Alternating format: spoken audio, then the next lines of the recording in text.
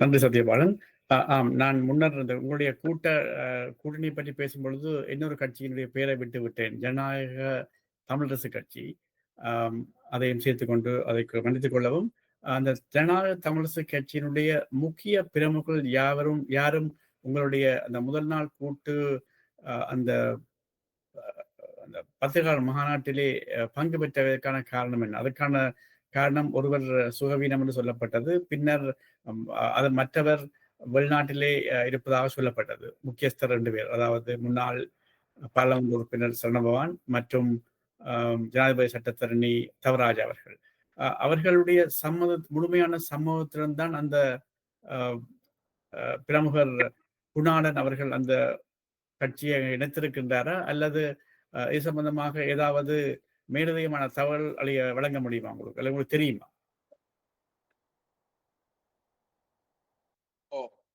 உண்மையில் அவர்களுடைய கட்சியினுடைய நிலைப்பாடு அது இந்த கூட்டமைப்பில் சேர்ந்த இந்த 2 விடயங்கள் தொடர்பாக ஒன்று அந்த கட்சி கலைக்க வேண்டும், அல்லது அந்த கூட்டணியுடைய தலைவர் கலைக்க வேண்டும். அதான் பொருத்தமாக இருக்கும் நான் நினைக்கின்றேன். எனக்கு அதுக்கான அது தொடர்பான ஒரு அறிவு இல்லை. இருந்த பொழுதிலும் நான் நினைக்கின்றேன் திரு சரவணபவான் அவர்கள் அல்லது அவருடைய ஆதரவாளர்கள் இந்த கட்சி கூட்டுல இருக்கிறார்களா, இணைந்து இருக்கிறார்களா என்பதிலே ஒரு ஐயம் இருக்கின்றது. மற்றபடி தவராஜாவோ அல்ல அவருடன் இணைந்திருந்தவர்கள் அனைவரும் இந்த கூட்டில் இணைந்திருக்கின்றார்கள் என்பதை என்னால் அறியக்கூடியதாக இருக்கின்றது. அது அவர்கள் தான் அது தொடர்பாக சொல்ல வேண்டியவர்கள். ஆனால் அன்றைக்கு தவராஜா கொழும்பு அவர் இருந்தபடியாலும் ஆனால் அதுக்கு முன்னதாகவே அந்த கட்சியை சேர்ந்த மாதர் தமிழரசு கட்சியில உங்களுக்கு தெரியும், அவர்கள் ஒரு ஊடக சந்திப்பை நடத்தி விஷயத்தை சொல்லியிருந்தார்கள். அன்றைக்கு அந்த அவர்களுடைய கட்சியின் சார்பில் அவர் வந்து அந்த ஊடக சந்திப்பில் கலந்து கொண்டார். மற்றபடி அது உண்மையிலே அந்த கட்சியினுடைய ஒரு மூத்த உறுப்பினராக தவராஜா அவர்கள் தான் வந்திருந்தால் நான் நினைக்கிறேன் உங்களுக்கு இந்த கேள்வி எழுந்திருக்காது என்று. ஆனால் அவர் வருவதற்கு வேறு காரணம் இருக்க முடியாது என்ன தெரியும். அவர் இந்த கட்சியில் இணைந்தக்கான ஒரு உடன்பாடு ஒப்பந்தம் அவருடைய சம்மத அடிப்படையில் தான் மேற்கொள்ளப்பட்டதாக நான் அறிகின்றேன். சரி, நான் ஆரம்ப கேள்விக்கு போனால் முரண்பாடுடன் கூடிய கூட்டணி என்று நான் சொன்னதற்கான காரணம், ஐங்கரநேசன் அவர்கள் 2-3 மாதங்களுக்கு முன்னர் நடைபெற்ற ஒரு கூட்டத்திலே சொல்லியிருந்தார், இன்னமும் நாங்கள் தோல்வியடைந்து விட்டோம் என்பதை ஏற்றுக்கொள்வதற்கு தயங்குகிறோம். எங்களுடைய போராட்டம் மௌனிக்கப்பட்டுள்ளது என்பதை சொல்லிக் கொண்டுதான் நாங்கள் பெருமை பேசிக் கொண்டிருக்கிறோம். இப்படியே நாங்கள் எங்களுக்கு ஏற்பட்ட அந்த உண்மை சம்பவத்தை ஏற்க மறுப்பதன் மூலம் நாங்கள் மீள முடியாது என்பதை நாங்கள் தெரியப்படுத்த மறைக்கிறோம் என்ற விதமான கருத்தை ஒரு கூட்டத்திலே சொல்லியிருந்தார். அதாவது ஏனைய கட்சிகள் இருக்கும் ஒரு கூட்டத்திலே சொல்லியிருந்தார். ஒரு வகையிலே அந்த ஒரு முரண்பாடு கஜேந்திரகுமார் அவர்களுக்கு எதிரான முரண்பாடாகத்தான் இருக்கின்றது. அடுத்ததாக தமிழ் தேசிய கட்சியை பொறுத்த வரைக்கும் அவர்கள் இருக்கும் மாகாண சபையை ஏற்றுக்கொண்டு அடுத்தபடிக்கு போவோம் என்ற வகையான ஒரு கொள்கையுடையவராக இருக்கின்றார்கள். உங்களை பொறுத்த வரைக்கும் கற்பனையிலே நாங்கள் வாழக்கூடாது, நாங்கள் எங்களுக்கு செயற்பாட்டு ரீதியாக என்ன விதமான தீர்வு கிடைக்க வேண்டுமோ அதை நாங்கள் பெறுவதற்கான முயற்சியை பெற வேண்டும் என்ற கொள்கை நடைபெற இருக்கின்றீர்கள். இப்படியான ஒரு முரண்பாடுகளுடைய கூட்டணி தேர்தல் பின்னர் கூட்டாக தொடரும் என்பது எந்த நம்பிக்கை இருக்கின்றது? இது ஒரு முக்கியமான கேள்விதான். இது தொடர்பாக நான் சொன்னேன், இது தொடர்பான விமர்சனங்கள் பொதுவாக தமிழ் தேசிய மக்கள் முன்னணியின் மீது இருக்கின்றது. நீங்க மற்ற ஏனைய கட்சிகளும் வேறு வேறு சிந்தனையில் அல்லது ஒரு செயற்பாட்டு நடைமுறையை விரும்புவதை நான் அறிவேன். ஆனா இதுல என்ன பிரச்சனை என்றால் இது ஒரு நடைமுறை சார்ந்த பிரச்சனை தான் என்று நான் கருதுகின்றேன். ஒன்று, அவர்கள் வந்து இந்த ஒற்றையாட்சியின் கீழ் ஏற்ற முடியாது என்று சொல்வதனுடைய பிரதான அர்த்தம் அது நாங்கள் தெளிவாக விளங்கிக் கொள்ள வேண்டிய விஷயம் என்னென்றால், ஏனைய வழிகளில் தரப்படுகின்ற எந்த அரசியல் அதிகார பகிர்வும் தாங்கள் நினைத்த வகையில் திரும்ப எடுத்துக்கொள்வதற்கான வாய்ப்பை அதிகம் கொடுக்கும். அதை நாங்கள் நடைமுறையில் பார்த்து கொண்டு இருக்கின்றோம். எனவேதான் அவ்வாறான ஒரு நிலைமை இல்லாமல் ஒரு ஒரு சமஷ்டி கட்டமைப்பின் கீழ் அந்த வரையறைகளை செய்கின்ற பொழுது மீண்டும் அவர்கள் கைவாங்க முடியாத ஒரு நிலைமைக்கு உருவாக்க வேண்டும் என்றதான் அதனுடைய அடிப்படையான விடயமாக இருக்கின்றதை நாங்கள் பார்க்கின்றோம். இந்த இந்த இது தொடர் அப்ப அவர்களை பொறுத்த மட்டில் அவ்வாறான ஒரு தீர்வை நாங்கள் ஏற்றுக்கொண்டோம் என்று சொன்னால் எதிர்காலத்தில் ஒரு நிரந்தரமான தீர்வை நோக்கி இந்த அரசாங்கம் நகராது என்ற இதை கடந்த காலத்தில் இருந்து அவர்கள் அதை நம்புகின்றார்கள். நாங்கள் செய்ய முடியாது, அவர்கள் ஏமாத்தி போடுவார்கள் என்ற நம்பிக்கை தருகின்ற நிலையில் ஸ்ரீலங்கா அரசாங்கம் இல்லை என்பது அதை நாங்கள் அது வெளிப்படையான ஒரு விஷயமாக இருக்கின்றபடியினால் அதில் உறுதியாக இருக்க வேண்டும் என்பதில் அவர்கள் இருக்கின்றார்கள். ஆனால் நீங்க சொன்னது போல இன்னும் சில தரப்புகள் இப்ப இருக்கின்ற அதிகாரத்தை மாகாண சபை ஏற்றுக்கொண்டு அடுத்த கட்டத்துக்கு நகரலாம். ஆனா அதுலயும் கூட நீங்க பாத்தீங்கன்னா தெரியும், இருக்கின்ற மாகாண சபை ஏற்க விரும்புகின்ற எந்த தரப்பும் கூட அரசியலமைப்பில் இருக்கின்ற மாகாண சபையை ஏற்க விரும்புகிறார்கள் ஒழிய இப்போ இருக்கிற மாகாண சபையை ஏற்கணும் என்று யாரும் சொல்லவில்லை. ஆனா எல்லோருடைய நோக்கமும் ஒரு சமஸ்தி அடிப்படையில் தான் இருக்கின்றது. இது மாகாண சபை இப்பொழுது மாகாண சபை தேர்தல் வைக்க சொல்லி கேட்கிறார்கள் ஒழிய இந்த மாகாண சபை முறையை யாரும் ஏற்றுக்கொள்ளவில்லை. ஆனால் இப்ப அந்த மாற்றாக இருக்கிறது அரசியலமைப்பில் இருக்கின்ற போலீஸ் காணி அதிகாரம் உட்பட்ட விடயங்கள் எல்லாவற்றையும் அடக்கி ஒரு மாகாண சபையை தற்காலிகமாக ஏற்றுக்கொள்ளலாம், அதில் இருந்து நகரலாம் என்ற ஒரு விஷயம் இருக்கின்றது. இது மிகவும் ஆராயப்பட வேண்டிய விஷயம். எது சாத்தியமானது, இது அதை எடுத்துக்க போவோமா, அங்கால போக முடியுமா? இது இரு தரப்பும், அதாவது ஸ்ரீலங்கா அரசும் தமிழ் தரப்பும் ஏற்படுகின்ற நம்பிக்கையின் அடிப்படையிலும் அந்த நம்பிக்கையை ஏற்படுத்துவதற்கு முன்னாள் தரப்பு ஒன்று மத்தியஸ்தம் வைக்கின்ற தரப்புகளையும் நாங்கள் இந்த தீர்மானம் தொடர்பாக எதிர்காலத்துல தீர்க்கக்கூடியதாக இருக்கும். அதுக்கு மேலாக எப்பொழுதும் ஒரு ஒரு ஒரு விடயத்தை நாங்கள் உறுதியாக இருக்கின்ற பொழுதுதான் அதிக அளவில் அடையக்கூடிய ஒரு தன்மை அரசியலில் இருக்கின்றது. ஆனா அதற்கு நிறைய பலம் வேண்டும். இதைத்தான் நான் பார்க்கிறேன்.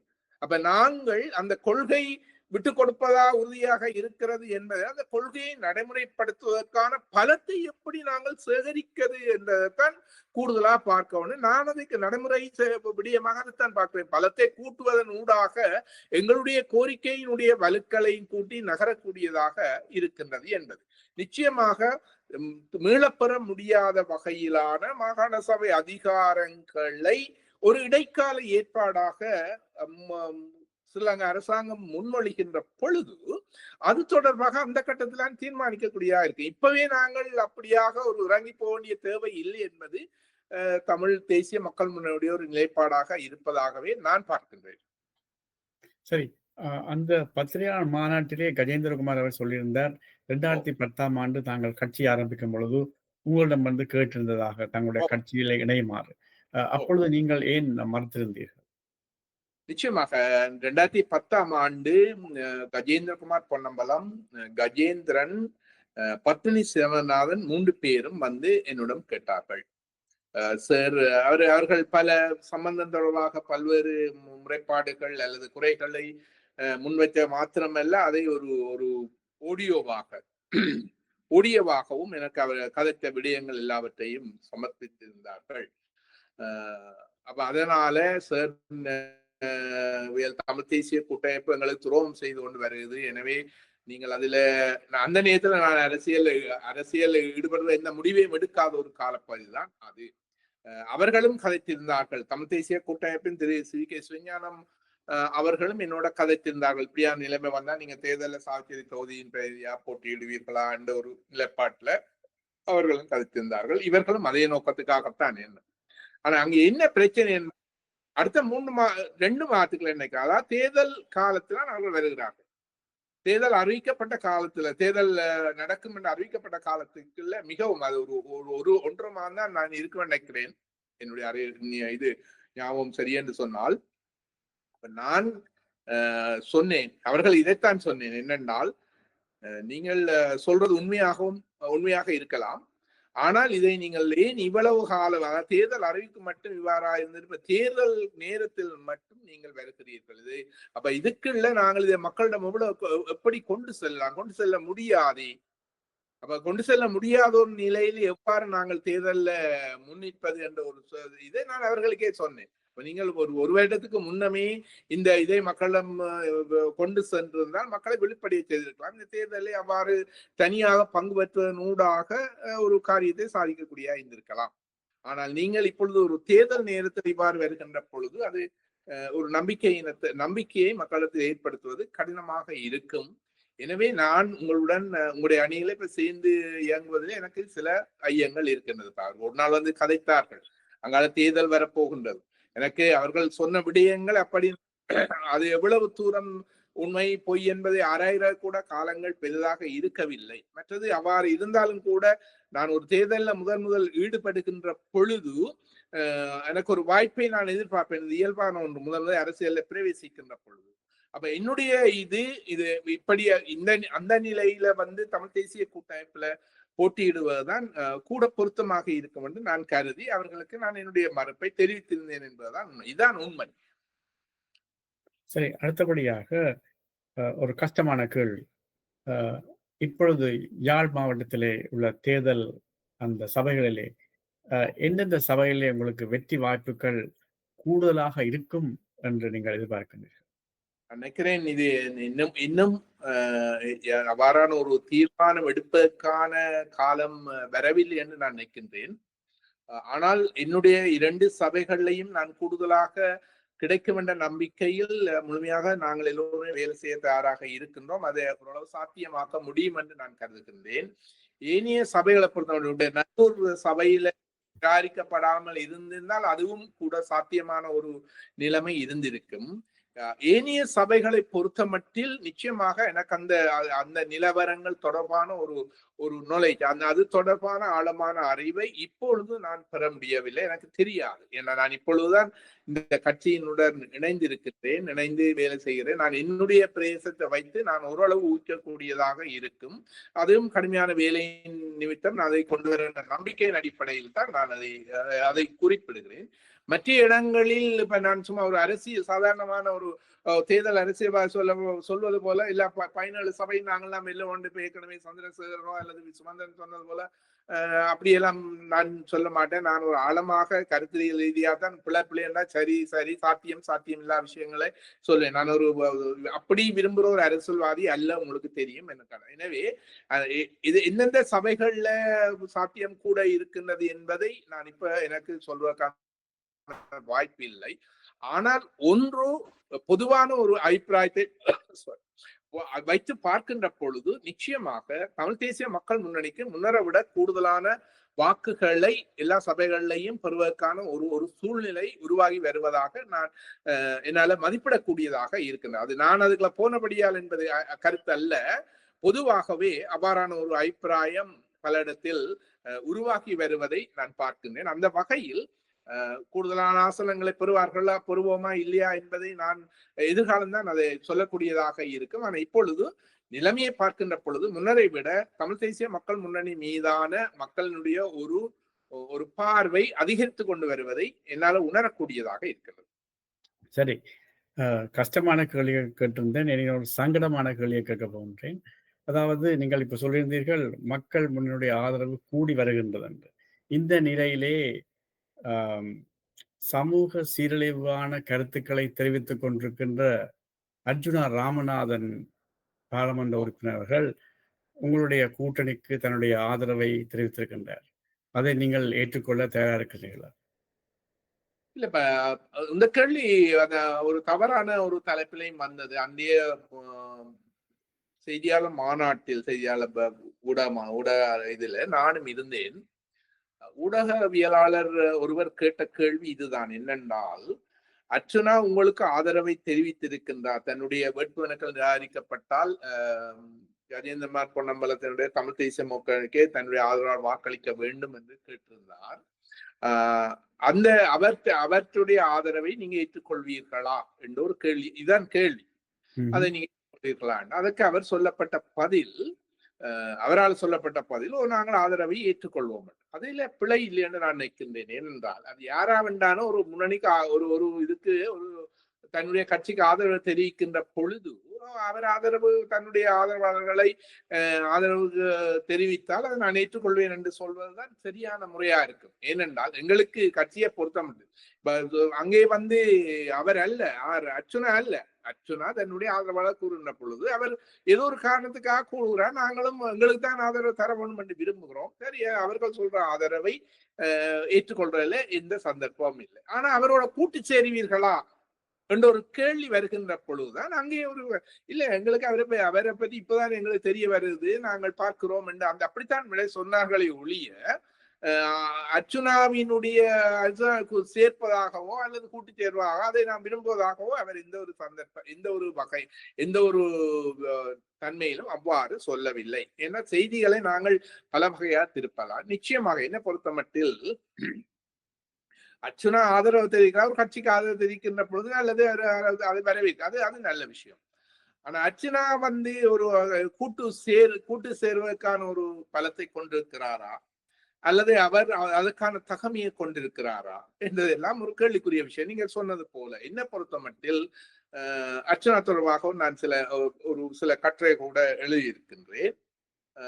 அப்ப அந்த வகையில பார்க்கின்ற பொழுது அது அவரை நாங்கள் கட்சியில இணைக்க வேண்டிய ஒரு தேவை. இன்னும் சில நாட்கள்ல அர்ச்சனா வேணுமெண்டா அவர் இந்த பாராளுமன்ற காலத்திலும் பாராளுமன்ற உறுப்பினர் இருக்கலாம், அது கூட ஒரு கேள்விக்குறியா மாறலாம் ஒழிய மக்களிடத்தில் அவருக்கு எந்த விதமான செல்வாக்கும் இனி இருக்க போறதில்லை. அது தொடர்ந்து கீழ்நிலையை நோக்கித்தான் நகர்ந்து கொண்டிருக்கின்றது. அது ஊடகங்களை வைத்து நாங்கள் கட்டலாம், ஊடகங்களை வைத்து கட்டுகிற கோபுரங்கள் எல்லாமே, அதாவது வந்து இமேஜ் பிரதிமை கோபுரங்கள் எல்லாம் உடனே இடிஞ்சு விழுந்துவோம். இதை நாங்கள் இதுல பார்க்கக்கூடியதா இருக்கின்றது. மிக உள்ளாட்சி மன்ற தேர்தலையே நாங்கள் பார்க்கக்கூடியதாக இருக்கின்றது. எனவே நான் நினைக்கின்றேன் அவரை நாங்கள் ஒரு வகையில நாங்கள் சும்மா அடிக்கடி அவரை கதைப்பதனூடாகத்தான் அவரை பெரிய மனுஷராக பார்த்துக் கொள்கிறார்கள். நீங்கள் நிச்சயமா சொல்வது போல அவர் எந்த வகையிலும் தனி மனித ஒழுக்கமோ சமூக விழுமியங்களையோ பேணுகின்ற ஒரு நபர் அல்ல. அவ்வாறானவர்களை சேர்ப்பது என்பது தமிழ் தேசியத்துக்கு விரோதமான சக்திகளை விட மோசமான விளைவுகளை எங்களுக்கு ஏற்படுத்தும் என்பதுதான் என்னுடைய கருத்து. எங்களுக்கு நாங்கள் தமிழ் தேசியத்தை ஏன் விரும்புகிறோம்னா ஒரு நல்ல சமூகத்தை எதிர்காலத்தில் உருவாக்க வேண்டும். உரிமைகளுடன் கூடிய மாத்திரமல்ல, அரசியல் உரிமையுடன் மாத்திரமல்ல, ஒரு ஒரு ஒரு ஒரு ஒரு நல்ல ஒரு சமூகத்தை எல்லா பண்புகளும் மரப்பண்புகளையும் கொண்டு ஒரு உரிமைகளை கொண்டு நல்ல ஒரு சமூகத்தை உருவாக்குவதற்கு தான் நாங்கள் ஆள வேண்டும் என்று விரும்ப நோக்கமே அதுதான். சோ அப்ப அதை நாங்கள் தமிழ் தேசியத்தை நேசித்துக் கொண்டு அந்த தமிழ் தேசியத்துக்கு பொதுவாக தமிழ் தேசியம் என்னொன்னு எங்கள் மத்தியில் இருக்க அரசியல் மட்டும்தான். உண்மை அதே அல்ல, எல்லா கூறுகளும் அதுக்குள்ள அடங்கினதான். பெண்களின் சமத்துவம், பெண்களுக்கு கொடுக்கப்படுகின்ற முக்கியத்துவம், எல்லாம் மதம் சாதியம் இது எல்லாத்தையும் உள்ளடக்கியதான் தமிழ் தேசியம். ஒரு ஒரு ஒரு குடும்பத்தினுடைய அற விழுமிய பண்புகளை பேணுகின்ற தன்மை, சமூக அறமுடைய பண்புகளை எல்லாம் இணைந்ததுதான் எங்களுடைய தேசியம். அப்ப எனவே அப்படியான அதற்கு ஒரு பிறழ்வான நடத்தையுடைய ஒரு நபரை நாங்கள் ஒரு அரசியல் முக்கியத்துவம் கொடுத்து கதைப்பதோ பேசுவது என்பது உண்மையில் அதை ஒரு ஏற்றுக்கொள்ள முடியாத விஷயம். என்னுடைய கேள்விக்கான காரணம் என்னன்னு சொன்னால், அர்ஜுனா ராமநாதன் அவர்கள் தன்னுடைய அரசியலுக்கான தளத்தை உங்களுடைய பிரதேசத்திலிருந்து தான் ஆரம்பித்தார். எனவே அவர்களுக்கு ஆதரவானது உங்களுடைய பிரதேசத்தில் தான் கூடுதலாக இருந்தது கடந்த தேர்தலில் என்று அறியப்படுகின்றது. உங்களுடைய பிரதேசம் மற்றும் இன்னொரு பிரதேசம். அந்த வகையில தான் உங்களை நான் கேட்டிருந்தேன், உங்களுக்கு ஆதரவளித்தால் நீங்கள் அதாவது உங்களுடைய கூட்டணிக்கு ஆதரவளித்தால் நீங்கள் ஏற்றுக்கொள்கிறார் என்று கேட்டிருந்தேன். இந்த கேள்விக்கான காரணம் அடுத்தபடியாக கேள்வி பிழையண்ட அல்ல, அது அவ்வாறான கேள்விகள் மிக அவசியம் தேவை. அப்பொழுதுதான் எங்களுடைய கூட்டு அதனுடைய தன்மைகள் இன்னும் தெளிவாக்கக்கூடியதாக இருக்கும் என்பது உண்மையில் நீங்க சொன்னது போல அதுவும் ஒரு காரணம் தான். எங்களுடைய தென்னாட்சி சாவச்சேரிதான் அவரை உருவாக்கி வளர்த்து விட்டது என்ற ஒரு விஷயத்தையும் அதை நாங்கள் ஏற்றுக்கொள்ளத்தான் அந்த தவறுகளையும் அதுக்கான பிரயாச்சித்தத்தையும் உண்மையில் என்ன பலர் சொன்னார்கள், சார் நீங்கள் ஒதுங்கியதுதான் இப்படியான பல தலையெடுக்கிற காரணம் என்ற ஒரு விஷயத்தையும் முன்வைத்தார்கள். அதாவது நீங்கள் சரியாக உங்கள் பிரதேச மக்களுக்கு ஒரு அரசியல் தலைமைத்துவத்தை வழங்கி இருந்தால் இதுக்கான வாய்ப்புகள் மிக குறைவாக இருந்திருக்கும் என்பது அதுவும் ஒரு சிந்திக்கக்கூடிய விஷயம். என்னை இந்த இவ்வாறான இந்த தேர்தலில் என்னுடைய மக்களை வழிபடுத்துவதற்கு நான் இறங்கியதற்கு அதுவும் ஒரு காரணம் என்று நான் நினைக்கின்றேன். சரி, அடுத்ததாக என்பிபியினுடைய வெற்றி முகம் இந்த தேர்தலிலே எவ்வாறு இருக்கின்றது? அதாவது பழைய முன்னைய தேர்தலைப் போல, பாராளுமன்ற தேர்தலைப் போல ஒரு பெருவகையான வாக்குகளை அள்ளுவதற்கான சந்தர்ப்பம் இருக்கின்றதா? அல்லது அவர்களுடைய அந்த பிம்பம் படிப்படியாக குறைந்து விட்டது என்று சொல்லலாம்? இதில் நாங்கள் 2 வகையாக பார்க்கலாம் என்று நினைக்கின்றேன். ஒன்று வடக்கு கிழக்கு தமிழ் பகுதியை பொறுத்தமட்டில், மற்றது தென்பகுதிய ஏனைய சிங்கள பிரதேசமாக தென்பகுதியை பொறுத்தமட்டில் நினைக்கின்றேன். நிச்சயமாக இந்த இந்த இந்த பிரதேசத்திலும் என்பிபிக்குரிய வாக்கு முன்னரை போல இருக்காது. அதில் கணிசமான வீழ்ச்சி ஒன்று ஏற்படும் என்பது. இனி இந்த வீழ்ச்சி தொடர்பாக பார்க்கின்ற பொழுதுதான் நாங்கள் தெற்கு வடக்கு தமிழ் பிரதேசம் என்று நான் பார்க்க இருக்கின்றேன். என்னை பொறுத்த மட்டில் தெற்கில் ஏற்படுகின்ற வாக்கு வீழ்ச்சியிலும் பார்க்க தமிழ் பகுதியில் வாக்கு வீழ்ச்சி கூடுதலாக இருக்கும் என்பது என்னுடைய ஒரு எதிர்ப்புற. அது எவ்வளவு தூரம் சரி என்பது இனி தேர்தலுக்கு முன்பான காலம் தீர்மானிக்கும் நினைக்கின்றேன். தேர்தலில் முழுமையாக தீர்மானிக்கும்.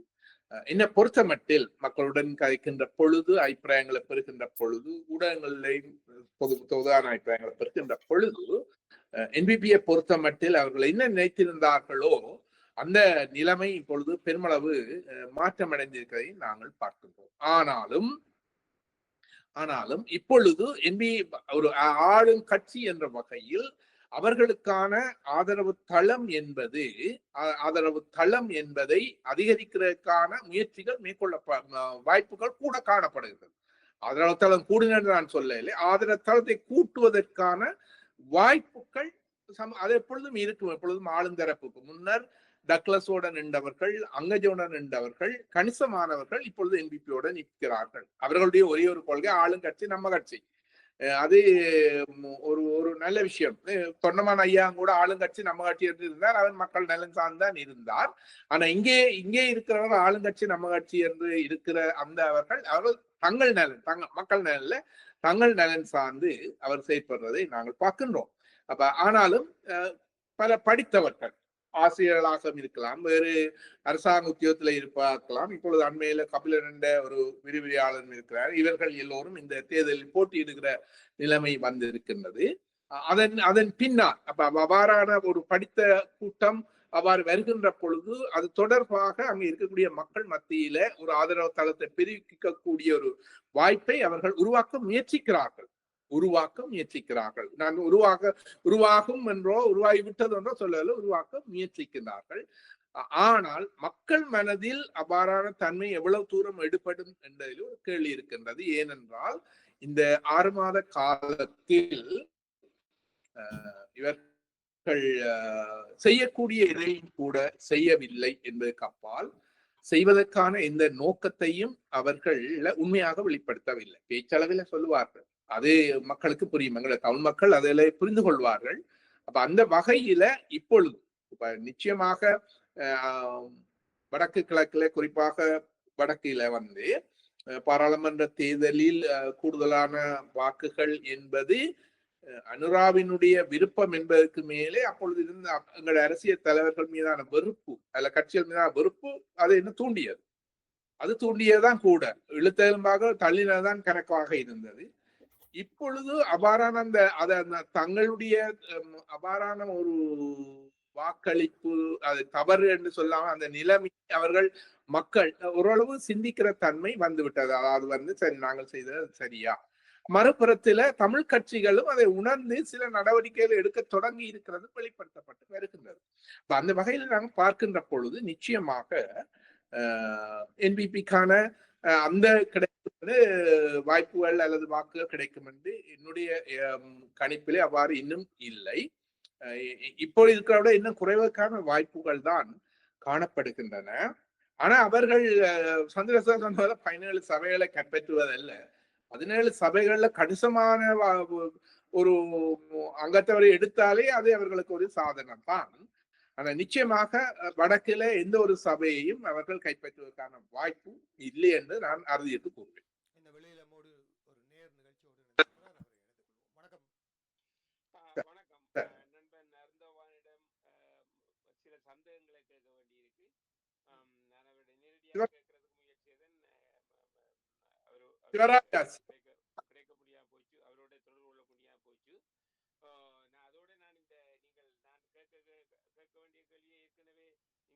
சொல்ல தெரியாது. இடையில் தான் இப்ப நான் அந்த பாட்டை பற்றிய கேட்டுக்கொண்டிருக்கிறேன்.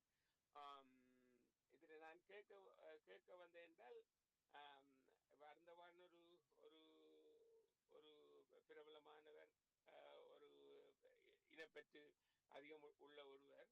அதே நேரத்தில்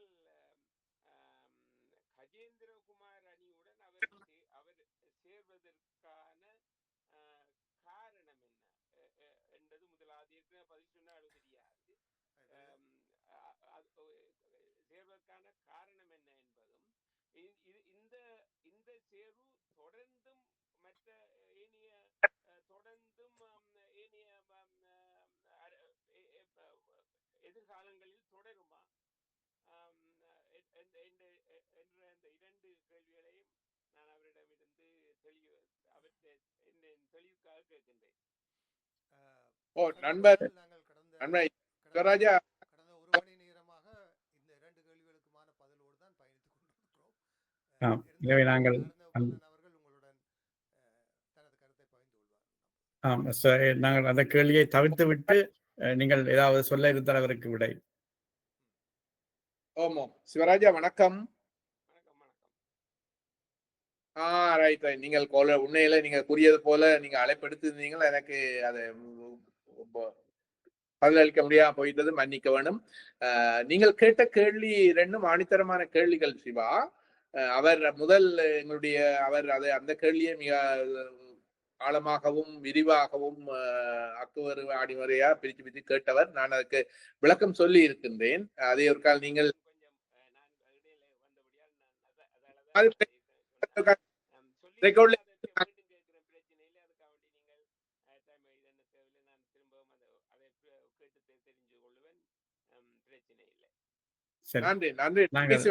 அடுத்த கேள்விக்கு போவோமானால், ஓய்வு பெற்ற நீதிபதி, மேல் நீதிமன்ற நீதிபதி இளஞ்செழியன் அவர்கள் அரசியலுக்கு எழுப்பதற்கான முயற்சிகள் சில நடைபெறுவதாகவும், முக்கியமாக இதே வைத்தியர் அர்ஜுனா ராமநாதன் அவர்கள் தன்னுடைய கட்சிக்கு அவர் வர வேண்டும் என்றும், வந்தால் தலைமை பொறுப்பை அவரிடம் ஒப்படைப்பதாகவும், வேண்டுமென்றால் தன்னுடைய எம்பி பதவியை கூட ஒப்படைப்ப தயாராக இருப்பதாகவும் சொல்லியிருக்கின்றார். இது சம்பந்தமாக இளஞ்செழியன் அவர்கள் இந்த அரசியல் பரப்பு வருவதற்கான சாத்தியக்கூறுகள் இருப்பதாக உங்களுக்கு படுகின்றது? நான் நினைக்கிறேன் அர்ச்சுனாண்ட கதையை நாங்கள் விடுவோம். ஆனா அதே வேளையில் வேறு சில தரப்புகளும் இந்த இளஞ்செழியன் அவர்களை மாகாண சபையின் முதலமைச்சராக கொண்டு வருவதற்கான சில விருப்பத்தை தெரிவித்திருந்தன என்பது உண்மை. நான் இவ்வாறு மாகாண சபைக்கு முதல்வர்களை வெளியிலிருந்து இறக்குமதி செய்தல் என்ற ஒரு தலைப்பில ஒரு கட்டுரையும் ஈழ நாட்டு ஒரு ஞாயிறு வாரந்த கட்டுரையும் நான் எழுதியிருக்கிறேன். என்ன பொறுத்த மட்டில் இவ்வாறு அரசியல் அதாவது முதலமைச்சருக்கோ அல்லது வேறு தேவைகளுக்கோ இந்த வெளியில் இருந்து ஆக்களை இறக்குமதி செய்தல் என்பது அது பெருமளவு நன்மையை தர முடியாது என்றுதான் நான் நினைக்கின்றேன். ஆனால் இளஞ்செழியனுடைய தரப்புகள்ல இருந்தும், இளஞ்செழியன் அவர் விருப்பம் தெரியல, ஆனா அவரை சார்ந்தவர்களிடத்திலையும் இந்த ஒரு விருப்பம் இருப்பதாக நான் அறிகின்றேன். குறிப்பாக அவருக்கு அந்த அடுத்த கட்டத்துக்கு பதவி உயர்வு வழங்காமல், மேன்முறையீட்டுக்கு பதவி உயர்வு வழங்காமல் விட்டதை ஒரு இதாக பயன்படுத்தி அவர்களை அரசியலுக்குள்ள ஈடுபடுத்துறதுக்கு ஒரு தரப்பு விரும்புகின்றது என்பது உண்மை. என்ன பொறுத்த மட்டில் இந்த நீதிபதிகளை அல்லது வேறு துறைகள்ல இருப்பவர்களை, இதுக்கு முன்னதாக நீங்க தெரியும், வேதநாயகன் அவர்கள் ஓய்வு எடுக்கின்ற பொழுதும் இதே மாதிரி ஒரு கதை வந்தது. அரசாங்க அதிகாரத்தில இருந்து ஓய்வு எடுக்கின்ற பொழுதும் அவரை அந்த நேரம் மாகாண சபை நடக்க ஒரு கதை வந்தபடினால என்னை பொறுத்த மட்டிலே அவ்வாறு இறக்குமதி செய்தல் என்பது அவ்வளவு ஒரு வினைத்திறனுடையதாக இருக்காது என்று நான் நினைக்கின்றேன். பொதுவாக ஏற்கனவே இந்த முதலமைச்சர் விக்னேஸ்வரனை கொண்டு வந்து நாங்கள் நிறைய பாடங்கள் படித்திருக்கிறோம். எப்பொழுதும் நாங்கள் வரலாற்றிலிருந்து கற்றுக்கொள்ள வேண்டும் என்பது இவ்வாறான பாடங்கள் பட்டறிவியில இருந்து தீர்மானங்களை வடிவாக எடுக்க வேண்டும் என்பது. ஏன் நான் இதை சொல்றேன் என்றால், ஒரு முதலமைச்சர் என்பது வெறும் ஒரு தலைமை அல்ல, அது ஒரு அரசியல், சமூக, நிர்வாக, தலைமை என்றுதான் நான் பார்க்கிறேன். இந்த 3 பரிமாணங்களும் ஒருவரிடம் இருக்க வேண்டும். ஒன்று அரசியல் சார்ந்த பரிமாணம். இங்கே அரசியல் சார்ந்தது என்பது அரசியல் ஞானம் அல்ல. ஒரு ஒரு தெளிவான தமிழ் மக்களுக்கான அரசியல் சித்தாந்தத்தில் அவர்கள் ஒரு ஈடுபாடுடையவர்களாக இருப்பதற்கு மேலாக அடித்தட்டு மக்களுடனும் என்றால் எல்லாருடனும் நன்றாக பழகி அந்த சமூகம் சார்ந்த அந்த அரசியல் ஞானத்தையும் அறிவையும் ஈடுபாட்டையும் அவர் கொண்டிருக்க வேண்டியது மிக முக்கியமான ஒரு விடயம். அப்ப இந்த விடயத்தை பொறுத்தமட்டில் நான் பார்ப்பேன், இந்த பெரிய அதிகாரிகள் நீதிபதிகளிடம் இந்த தன்மை மிக மிக குறைவு. அவர்களுடைய அன்றாட வழக்கத்தை பொறுத்த மட்டில் நீதிபதிகளை பொறுத்தமட்டில் துப்புரவா இல்லை என்று நான் சொல்லுவேன். அது ஒரு பெரிய பிரச்சனை. 2வது நிர்வாகம். இப்ப நிர்வாகத்தை பொறுத்தவரை நீதிபதிகளை பொறுத்த மட்டும் அவர்களுக்கு நிர்வாகம் சார்ந்த நடைமுறை பட்டறிவுகள் அனுபவங்கள் மிக மிக குறையும். ஏனால் நீதிமன்றங்களை நிர்வாகத்தை பார்ப்பது அங்கே பதிவாளரை ஒழிய நீதிபதிகள் அல்ல. அவர்கள் வழக்கு, அது தொடர்பான ஆய்வு தீர்ப்புகள், அது தொடர்பாக சிந்தனை செய்வார்களே ஒழிய நீதிமன்ற நிர்வாகம் அவர்களுக்கு தெரியாத அல்ல, அதுக்குள்ள வர போறது அல்ல. சரி, இப்ப ஒரு நிர்வாகத்துறையில் இருந்து வருபவரை எடுத்துக்கொண்டால் அவருடைய நிர்வாகம் என்பது ஒரு பியூரோக்ராட்டிக் நிர்வாகமே ஒழிய மக்கள் சார்ந்த நிர்வாகம் என்று முழுமையாக நாங்கள் சொல்ல முடியாது. ஒரு மக்கள் சார்ந்த ஒரு பிரச்சனை வருகின்ற பொழுது அந்த பிரச்சனை தொடர்பாக அவருக்கு மேலிடத்தில் இருந்து என்ன இருக்கின்றது, மக்களின் கோரிக்கை என்ன என்பதை பார்க்கின்ற பொழுது அவர் கூடுதலாக மேலிடத்தினுடைய அந்த விஷயத்துக்கு தான் செவி சாய்க்கிற தன்மை எப்பொழுதும் இருக்கும். நாங்கள் அதை பார்க்கின்றோம், பல இடங்கள்ல பார்க்கின்றோம். அப்ப அவர்கள், ஆனால் இங்கே அரசியல் என்பது, ஒரு முதலமைச்சர் என்பது அல்லது அது போன்ற அரசியல் என்பது மேலிடத்தில் அல்ல, முக்கியத்துவம் கொடுக்க வேண்டியது கீழிடத்தில் மக்களுக்கு, தன்னுடைய மக்களுக்கும் தான் முக்கியத்துவம் கொடுக்க வேண்டியது. ஆனா அந்த பற்றன் அவர்கள் அதுக்குள்ள இருந்து உழண்டு நீங்க பாத்தீங்கன்னா தெரியும், பெரும்பாலான அரசு அதிகாரிகள் என்பவர்கள் மேலிடத்தை திருப்திப்படுத்துவதிலேயே பழகி கொண்டவர்கள். ஆனால் உண்மையாக தாங்கள் வேலை செய்வது யாருக்கென்றது பயனாளிகள் தான் முக்கியம். நீங்க எங்க போனாலும் பார்க்கலாம், பாடசாலை போனாலும் பிள்ளைகள் இல்லைன்னா ஆசிரியரும் இல்லை, அதிபர் இல்லைன்னு யாரும் யோசிப்பதில்லை. ஆசிரியர் அதிபருக்குத்தான் பிள்ளைகள் பாடசாலை இருக்குன்னு நினைக்கிறார்கள். அதே மாதிரிதான் ஒரு கிராம சேவையாளர் போனா தான் இல்லைன்னா இங்க ஒன்றும் இல்லையன்ற மாதிரி இருக்கு. உண்மையிலே மக்களுக்கு இருக்கக்கூடியதான் அவருக்கு அந்த வேலையை இருக்குன்றது அவர் உணர்வதில்லை. இது ஒரு முரண்பாடு.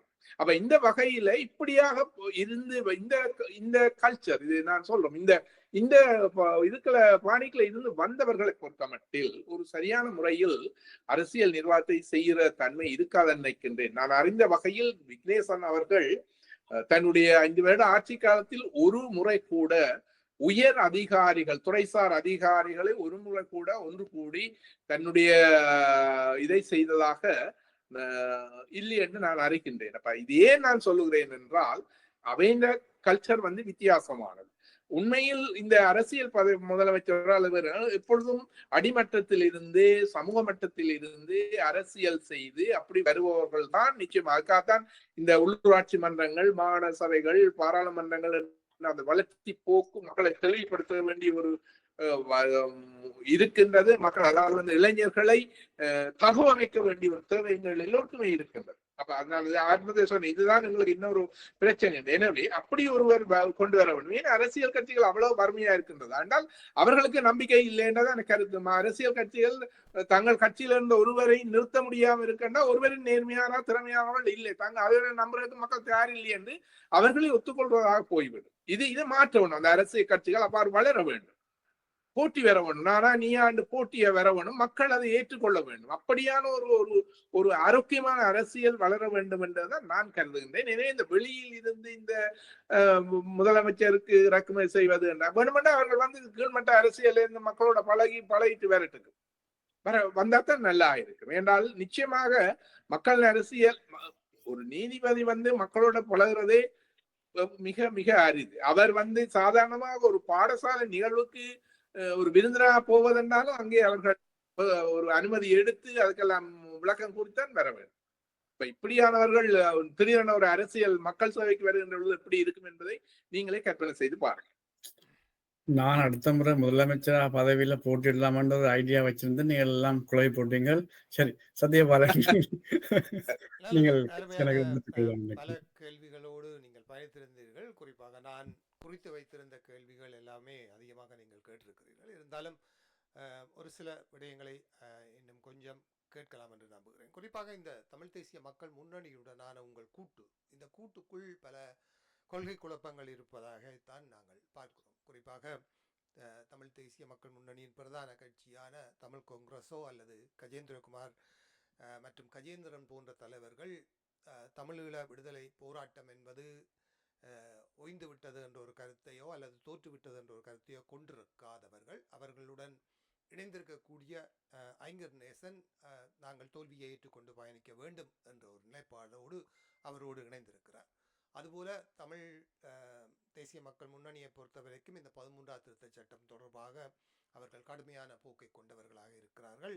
ஆனால் மற்றவர்கள் எல்லோருமே அதை ஓரளவுக்கு ஏற்றுக்கொண்டு தன்னும் பயணிக்க வேண்டும் என்ற ஒரு நிலைப்பாட்டோடு இருக்கிறவர்கள் என்ற நிலைப்பாடு. மற்றது இந்திய அரசாங்கத்தின் ஈழத்தமிழர் தொடர்பான அரசியல் தலையீடுகள் தொடர்பாக அவர்கள் கடுமையான நிலைப்பாடுகளை கொண்டவர்கள். ஆனால் உங்களை போன்றவர்கள் அவற்றுடனும் அனுசரித்து போக வேண்டும் என்ற நிலைப்பாடு கொண்டவர்கள். இவற்றை பற்றியெல்லாம் நீங்கள் பேசியிருக்கிறீர்கள். ஆனால் இந்த கூட்டு முன்னணி தொடர்பான இப்படியான ஒரு பிம்பம் தமிழ் மக்கள் மத்தியில் இருக்கிறது. இதை நீங்கள் எப்படி சரி செய்ய போகிறீர்கள்?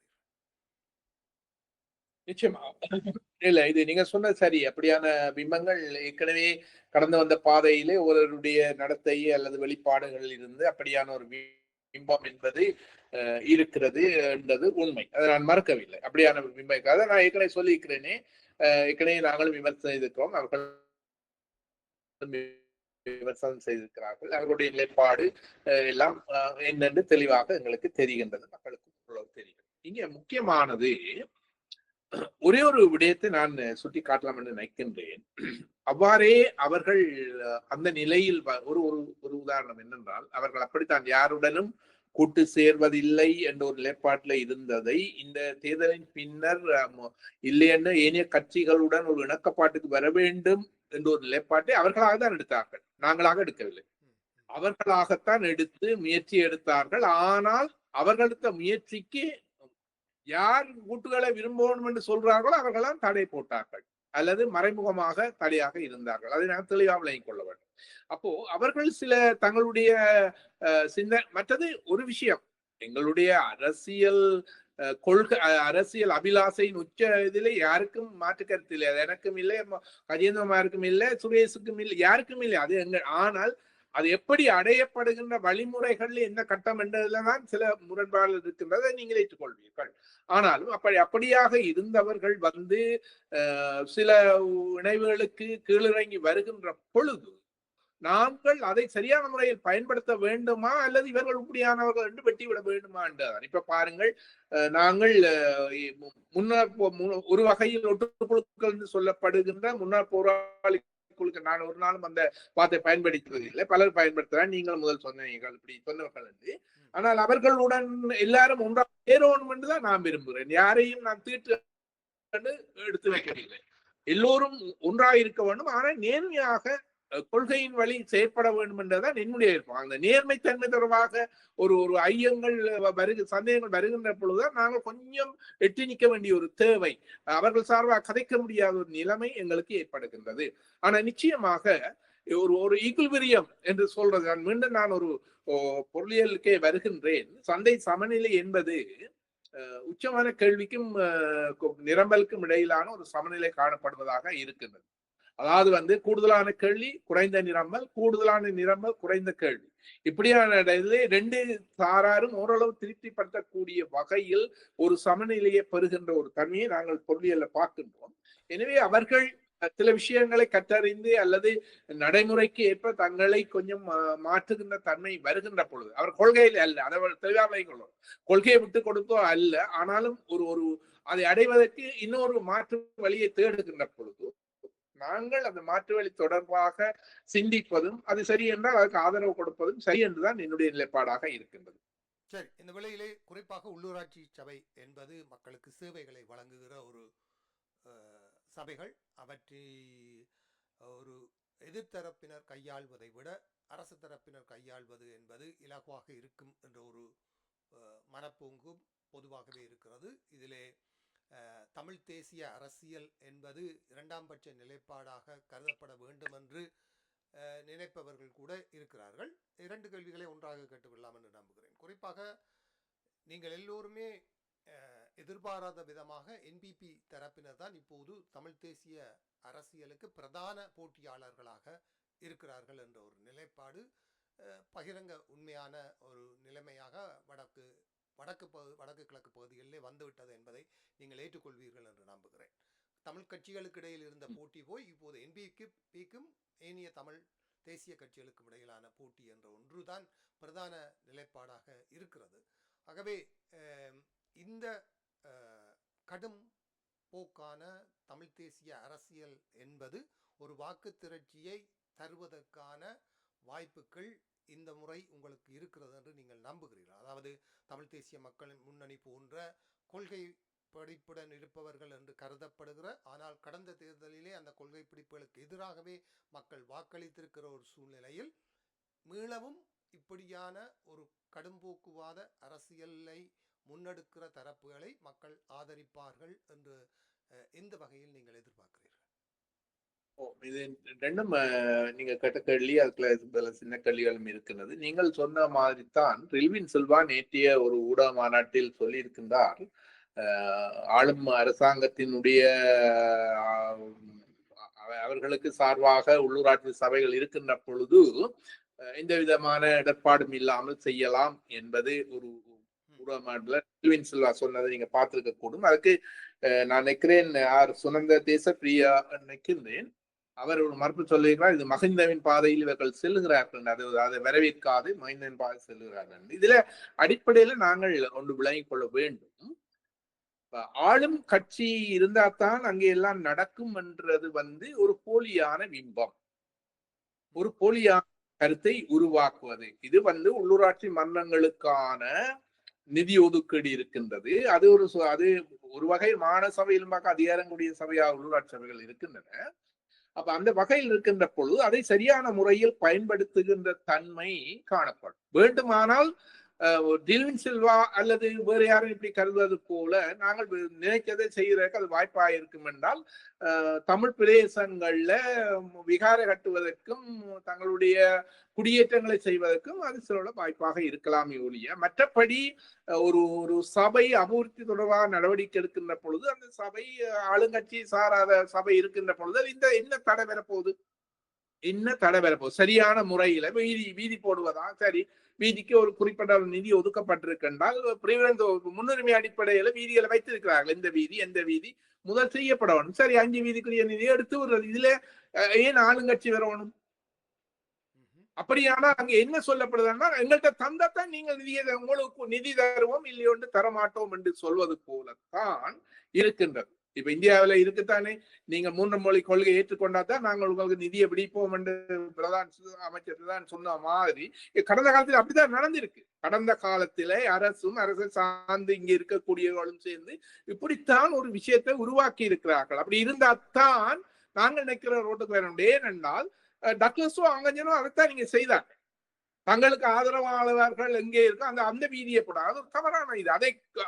அதை அந்த தவறை நீக்க வேண்டியது அந்த உள்ளூராட்சி அமைச்சருடைய ஒரு கடப்பாடு. எங்க போட பல இடங்கள்ல நாங்கள் பார்த்திருக்கிறோம். நான் நேரிய பார்த்திருக்கிறேன். மிக உடைஞ்ச வீதிகள் இருக்கின்ற பொழுது அதை திருத்தாமல் ஏற்கனவே பெருமளவு நல்ல நிலையில இருக்கிறதுக்கு இப்ப எந்த ஒரு காப்பட் வீதி, இது எல்லாம் இப்படியெல்லாம் இருக்கக்கூடாது. 2வது விஷயம் என்னென்றால், எங்களுடைய சபையை நாங்கள் நிர்வகிக்க வேண்டும். ஏன் அதை இன்னொருவனிடம் வர வேண்டும்? இதை இப்படி பாருங்களேன், உங்களோட வீட்டுல நாங்கள் வந்தாதான் எல்லாம் வடிவா செய்வோம், உங்களோட வீட்டுக்குள்ள எங்களை அனுமதி கொண்டு சொல்வதை எவ்வளவு தூரம் ஏற்றுக்கொள்ளலாம்? ஏன் ஐயா, நீங்கள் இருங்க, நாங்கள் வடிவா செய்வோம், இதற்கான நிதியை நாங்கள் செய்வோம். தமிழர் பிரதேசங்களில் போட்டியிடுபவர்கள் தமிழர்களாக இந்த தலையீடுகள் தான் சொன்ன உதாரணங்கள் எல்லாம் ஒரு தலையீடு. என்ன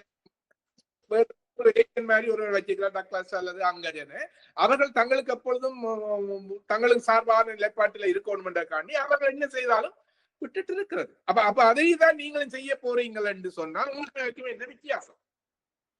எப்பொழுதும் சுதந்திரமான அலைகளை சுதந்திரமாக விட்டு சரியாக நடக்கிறது ஒன்று மேற்பார்வை செய்கிறது தான் உண்மையான ஆட்சி நிர்வாகம்.